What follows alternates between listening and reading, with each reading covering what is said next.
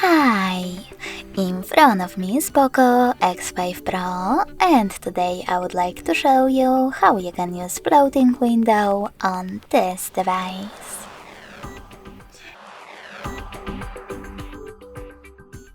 First of all, open one of your apps that you wish to use in pop-up view. In my case, Play Store.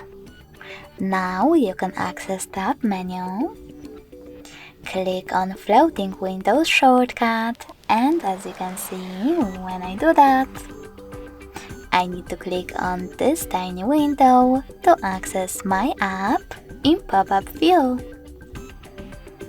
If you wish to close it, click on this square button to access background apps and swipe it.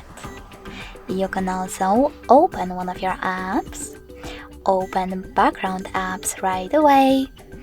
Hold your app and click on this icon to use pop-up view. You can move your window around by holding this line at the top and dragging it.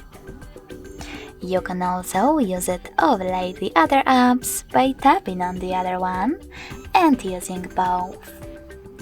If you wish to make this window tiny, click on Home button. Then access it by clicking on it. You can also use your app in full screen by holding the lower line and dragging it down. When you see this kind of whitish area, let go.